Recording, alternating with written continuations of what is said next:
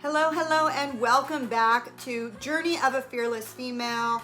I'm your host, Paola Rosser, and if you're watching me on YouTube, welcome back to my channel. First of all, I want to say thank you to everyone who's been watching me on YouTube as well as listening to my podcast. I just reached 900 views. I know it doesn't seem like a lot, okay, considering that I have over 30,000 downloads on my podcast, but to change mediums from just a podcast to YouTube is a huge jump for me, especially because now I am on video, which is different from being on a podcast. You could just show up in your pajamas, have no makeup on. So yeah, and then the editing of the video, it's a long process to actually try to be a YouTube star, but I'm trying, okay? I'm trying. So thank you so much for showing up on my YouTube channel. I truly appreciate it. And so this week, this topic, this channel, today, we are going to talk about this episode. We're going to talk about how to master your emotions. And you're probably thinking, well, do I really need to master my emotions? Yeah, we do. We all need to learn how to master our emotions. Sure, when you're a little kid and you don't get your way, you throw a tantrum and you cry and you lash out, or if someone scares you or you feel fear, you cry and you lash out. And yes, that's okay and proper behavior for a child because a child doesn't understand how to master their emotions or they haven't been taught. And then some of us who've actually grown up in a dysfunctional or toxic environment, we have learned negative behaviors on how to master our emotions by the people who never learned how to master their emotions. It's why there's a lot of people out there having fits over following rules or not following protocol, or they just don't understand. And that's why. And it's now because we have the beauty of our cameras recording everything. All of us can be caught in this place of like throwing a fit as an adult. And so that is why it's so important to master your emotions, because it will really help you in the long run. It will cut down on your anxiety. It will cut down on your panic attacks. It will cut down on the fear that you feel on a daily basis. I don't know about you, but there's been so many times where I let my emotions get the best of me before I knew better. And I spent I've spent so many countless nights replaying that event in my head, feeling more and more upset with myself and causing myself more anxiety, more dread, more panic because of my behavior. And once you've like had this crazy catastrophic event where you're just like allowing your emotions to take the best of you, you end up spending so much wasted time, so much sleepless nights, going back over that behavior and how you could have acted better. So it's so imperative to learn these techniques on how to master your emotions. Like I said, as a child, it's like so, I guess, okay for you to have tantrums and cry and everything because you're a child. But as you grow older and you've never been taught these techniques, especially if you grew up in a toxic and dysfunctional environment, then it's time to mother yourself and to learn these techniques. And I had to teach myself these techniques when I was single. My fits of rage and my anger and my rage and like my depression, all of those things, nobody had to experience them because I was experiencing them on my own, or actually some of them were experienced by friends of mine who are no longer my friends.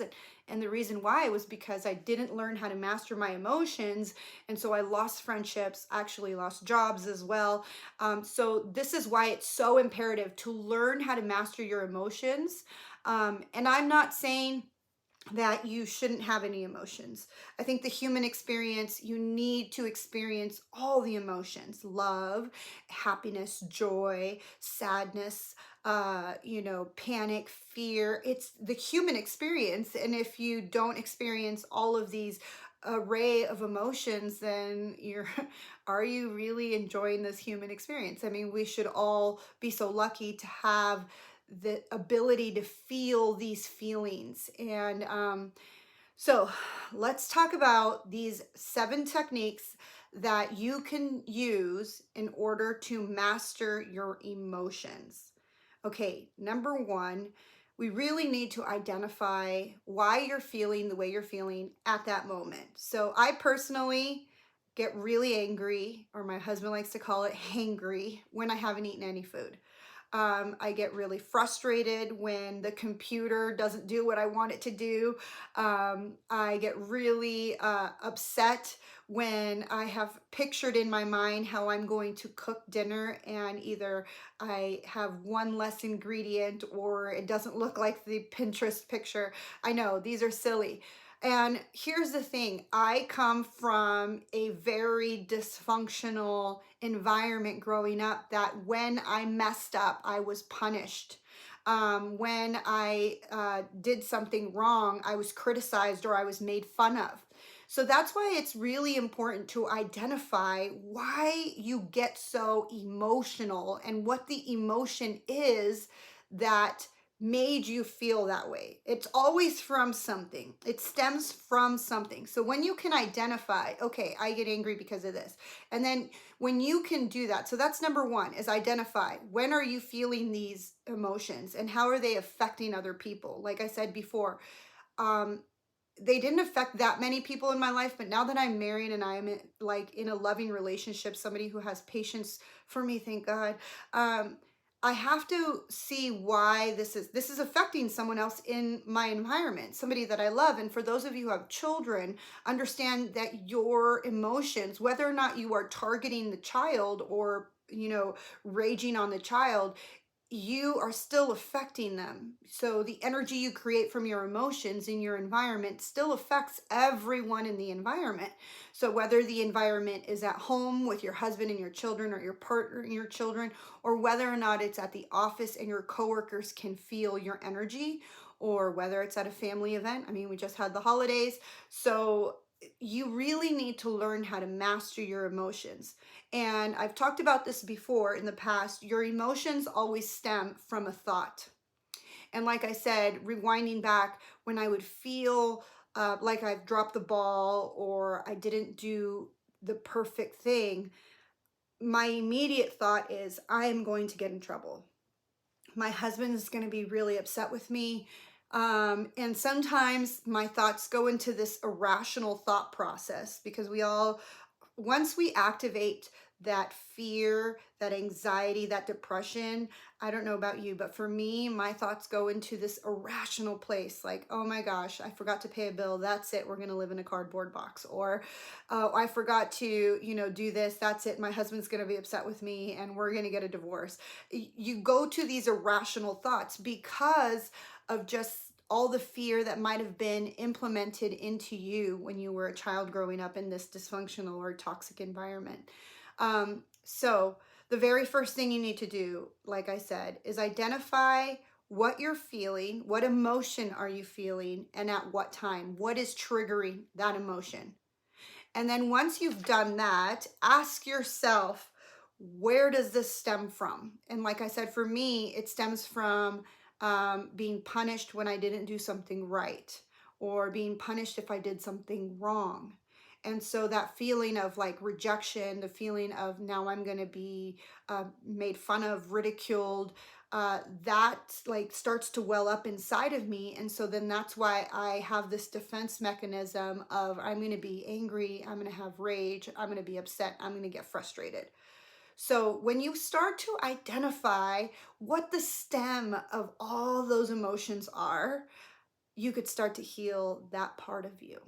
So that's number two, be able to start healing that part of you. Once you can identify it and understand yourself, then you can start healing that inner child of why this inner child is continuing to act this way. See, it all goes back to how we grew up and those first 7 to 10 years that are so imperative, because that is when we were programmed to believe, programmed on how to act, programmed on how to react. So we either were taught directly, this is what you do, A and then B, or we observed it from the people that were raising us. So if you were observing that when someone gets angry, you get revenge, or when someone is hurt, you make fun of them, or when someone does something wrong, you criticize them, then that is what you learn how to react, and that's the emotions that you learn how to have. So that's why it's so imperative to master your emotions and to figure out, A, where do they come from and what do they stem from, identify them, and then B, understand them and then heal them. Okay, so number 3, actually I just said A and B, but number 1 and 2. Number 3, and it's funny because I was trying to print it out and my printer died, so now all I have is this cue card for those of you watching on YouTube. So number 3, understand yourself.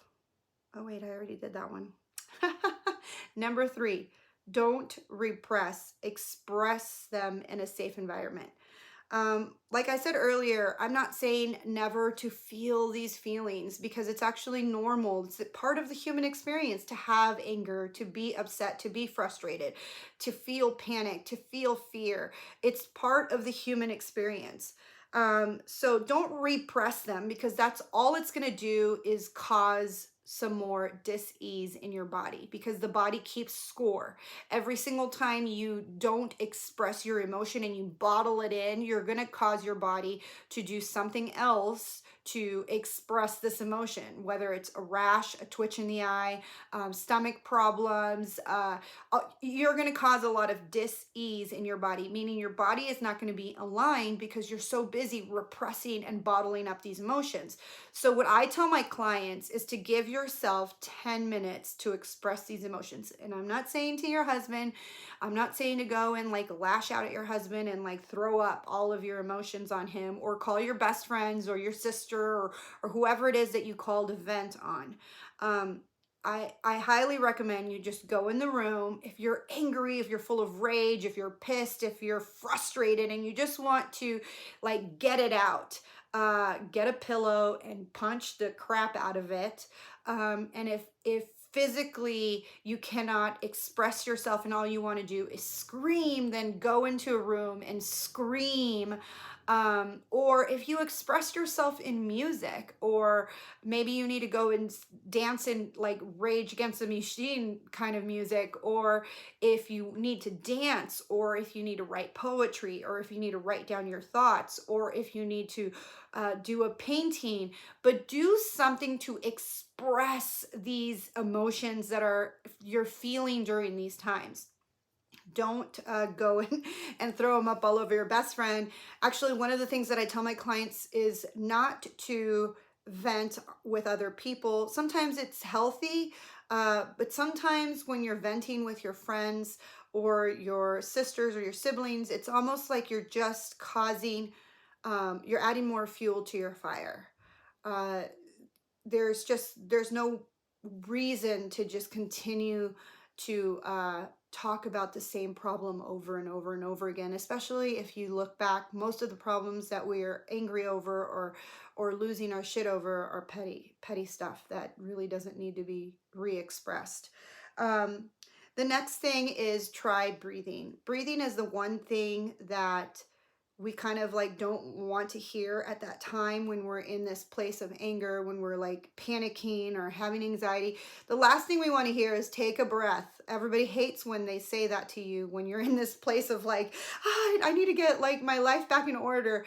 You don't want to hear take a breath. But in reality, that's what you should be doing, because when we are activating all these negative emotions, we tend to have shallow breathing. So when we're panicking, when we're having anxiety, when we're having fear, when we're angry, when we're livid, when we're raging, we're not taking full belly breaths. It's why it's so important to learn how to take the time to breathe into your belly and breathe out of fill your lungs with air. I just last night, I was having my own anxiety attack as I fell asleep. Here's the thing. I always tell people this, and I don't follow my own advice sometimes, but guard your mind, because what you put into it really causes a lot of like thoughts, right? And so right before we went to bed, I was watching a docu-series, and it was about heaven and hell and the devil and angels and all kinds of stuff that I shouldn't have been watching right before going to bed. But unfortunately I did, and I really regret that because I didn't guard my mind. So right before going to bed, I am thinking of all these negative, evil things, and I'm like praying in my mind, like, guard my mind, God, please. I'm doing my mantra of I am safe, I am sound, I'm divinely protected. And I finally was like, I have to go back to my breath. Because even as I'm talking about it, as you could see, I'm kind of like just talking fast and I'm not really taking a breath. I finally realized when I was laying there last night, I have to take it back to my breath. I meditate a lot. So when you're meditating, they constantly say, like, if you start to let your mind go drift off into other things, bring it back to your breath. And so last night, as I was laying in there and, I was sitting there thinking, I just need to bring it back to my breath. I just need to bring it back to my breath. Every time my mind tried to trail off into negative thoughts, I would just bring it back to my breath. Breathe in, breathe out.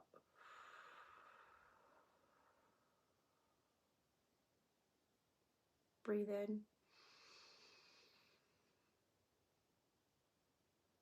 breathe out.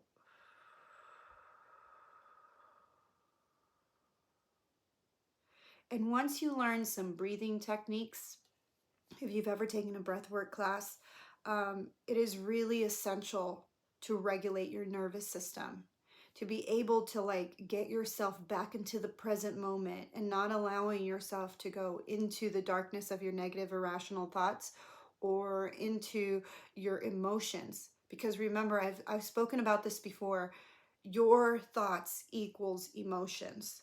So once you could regulate your breathing and get yourself to only think about breathing, you're no longer thinking all the irrational thoughts that are causing all the irrational emotions. So as example for me last night, once I got back to my breathing, I was able to calm myself down and get to sleep. And the last, oh no, I have two more. The next one is ice therapy. If you've never heard of William Hoff, I highly recommend watching his YouTube videos. He talks a lot about how we can regulate our emotions through ice therapy, either taking an ice bath. And I know that sounds extreme. You're probably like, I'm not going to take an ice bath, because that's the immediate thing is you're going to be outside of your comfort zone, right? Nobody likes to take an ice bath. Nobody likes to go into a cold pool or in a cold ocean.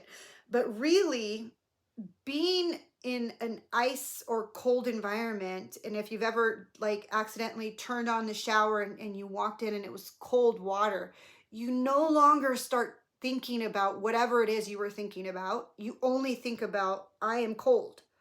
So that's the reason why it's so important to think about trying to do ice therapy. And there's many other things, not just a cold shower or an ice bath, but I know I heard Dr. Oz, you grab an ice cube from the freezer and you put it in your hands and you just hold on to ice cubes to regulate your thought process. So you're only thinking about the ice and you're no longer thinking about panic, rage, anger, fear. You're only thinking about the ice. Another good thing is to take an ice bowl and dip your face in the ice so that you can, get yourself out of those negative thought process. Another great thing is your vagus nerve, which it travels from your brain down to your colon, and it regulates your parasympathetic nerves, which means it causes your fight or flight motion. And most of the time when you're about to do fight or flight, when your fight or flight is triggered, is because you're having shallow breathing or because you're having a panic, anxiety, fear. All of that is being triggered. And so if you ice it, and it goes from your neck down to your colon, but you could just put the ice from your neck. I think it's on your left hand side. I'm almost positive on your left hand side on your chest. It goes from your neck all the way down into your chest, and into your colon area. I will put like a picture here in my YouTube video so that you could see where the vagus nerve is. I can't really explain it correctly on the podcast, but I highly recommend you watching some YouTube videos of your vagus nerve and how it works. But it does control your parasympathetic nerve, which controls your fight or flight.